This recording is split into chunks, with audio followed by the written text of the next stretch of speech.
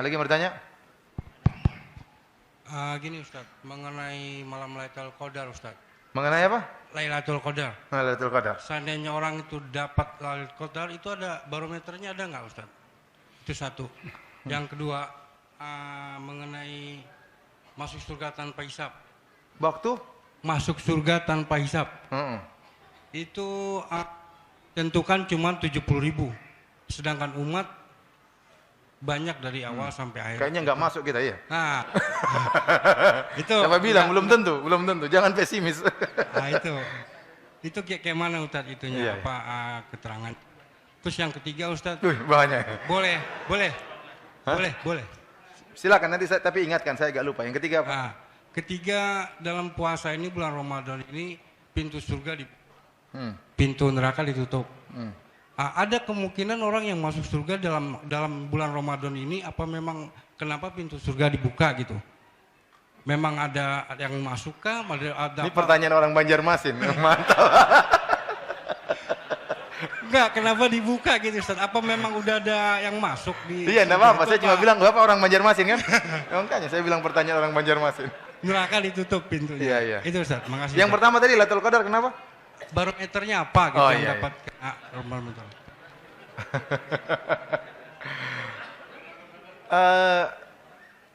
Sebenarnya Lailatul Qadar kata para ulama ya.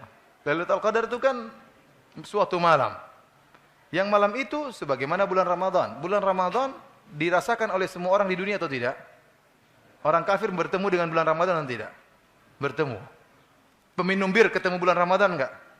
Pezina, dia sedang berzina, dia juga ketemu bulan Ramadan enggak? Ketemu. Yang jadi masalah bukan bertemunya, tetapi maksudnya mencari bertemu dengan bulan Ramadan artinya mengisi bulan Ramadan dengan apa? Dengan ibadah. Itu yang jadi patokan. Bukan ketemunya, tapi bagaimana mengisi bulan Ramadan tersebut dengan ibadah. Lailatul Qadar akan dialami oleh semua orang. Tapi yang jadi masalah, Anda mencari Lailatul Qadar untuk diisi dengan ibadah, bukan hanya sekedar berburu cari-cari. Sudah ketemu enggak dia apa-apain, ya percuma kalau gitu. Yang dimaksud mencarinya untuk diisi dengan apa? Dengan ibadah, itu maksudnya. Terutama di malam-malam ganjil. Ya. Oleh karenanya Ibnu Mas'ud pernah ditanya. Ada kisah yang menakjubkan dalam hadis yang sahih. Ibnu Mas'ud ditanya. Ya Ibnu Mas'ud, bagaimana cara kita mendapatkan Lailatul Qadar? Kata Ibnu Mas'ud, yaqumul haula kullahu. Sudah dia salat malam tiap setahun penuh pasti ketemu Lailatul Qadar. Kata siapa? Ibnu Mas'ud. Habis orang nanya-nanya, kapan Lailatul Qadar? Kapan Lailatul Qadar? Dia jengkel, dia bilang, sudah kamu salat malam tiap hari setahun penuh, pasti ketemu Lailatul Qadar. Bukan cuma bulan Ramadan, setahun penuh pasti ketemu Lailatul Qadar. Akhirnya orang ini ngelapor ke Ubay bin Ka'ab. Kayak Ubay bin Ka'ab, Ibnu Mas'ud bilang, kalau mau ketemu Lailatul Qadar, salat malam setahun penuh. Kata Ubay bin Ka'ab, Ghafarallahu Abu Abdurrahman. Semoga Allah memaafkan siapa? Abu Abdurrahman, yaitu Ibnu Mas'ud. Dia sudah tahu kapan Lailatul Qadar. Tetapi karena orang ngeyel makanya dia jawabnya begitu.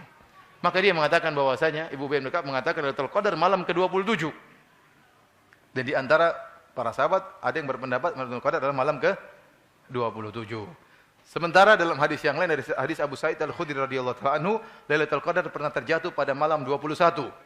Malam 21 tatkala Rasulullah SAW mengatakan, saya bertemu Lailatul Qadar, kemudian besoknya saya sujud di atas tin wa ma, di tanah dan air.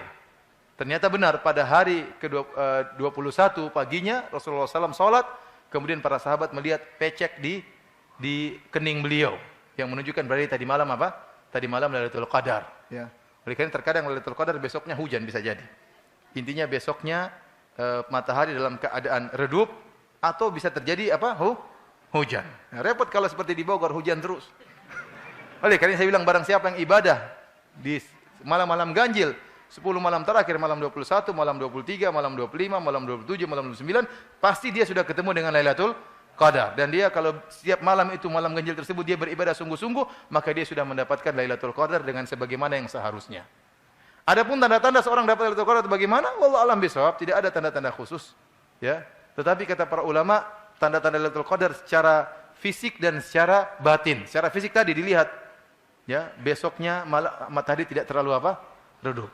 Adapun di malam harinya seorang merasa tenang, dia merasa rileks dalam beribadah, dia merasa khusyuk, kemungkinan itu malam Lailatul Qadar. Karena malam tersebut banyak malaikat yang turun.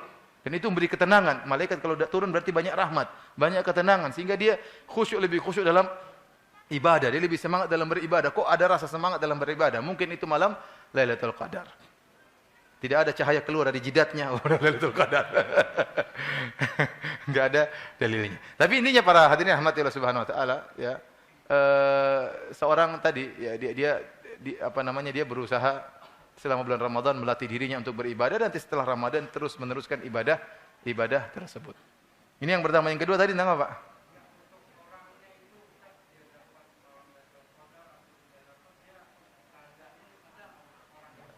Saya bilang tadi tidak ada tanda khusus, tidak ada dalilnya Rasulullah SAW mengatakan yang dapat Lailatul Qadar keluar cahaya dari jidatnya, enggak ada. Oleh karenanya kita enggak bisa menghukumi. Yang jelas kita semua dapat Lailatul Qadar, kita menemukan malam tersebut.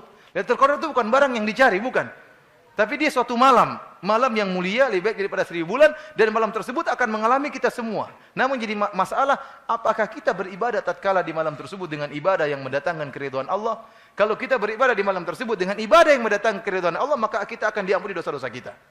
Masalah diampuni dosa-dosa itu perkara yang gaib, kita enggak tahu.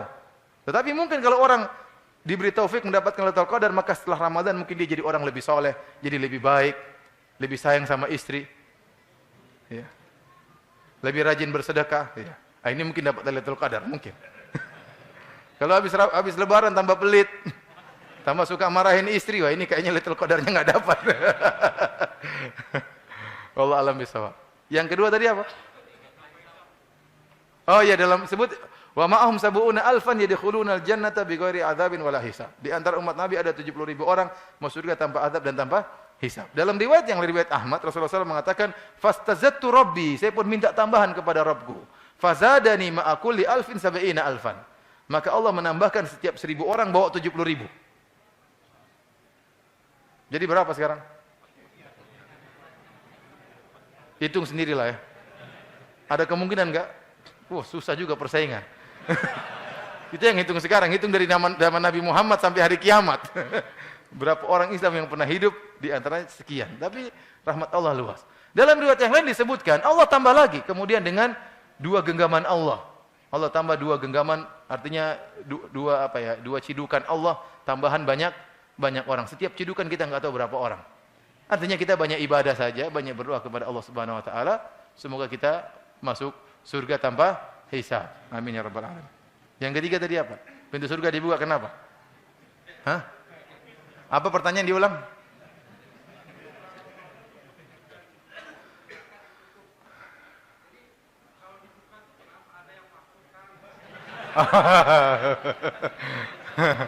Enggak, kata para ulama, pintu surga dibuka itu tanda rahmat Allah banyak yang turun kepada hamba-hambanya.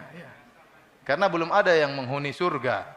Orang-orang semua baru menghuni surga tatkala hari kiamat, kecuali arwah syuhada yang mereka seperti burung berterbangan di surga. Jadi kalau ada hadis-hadis Rasulullah SAW melihat penghuni surga, Rasulullah SAW melihat penghuni neraka, itu masa depan. Rasulullah SAW diperlihatkan tentang masa depan. Contohnya Rasulullah SAW mengatakan, "Hai Bilal, saya dengar sendalmu di depan saya di surga." Bilalnya masih di sini. Iya enggak? Itu tentang masa depan. Diperlihatkan Nabi tentang apa? Masa depan.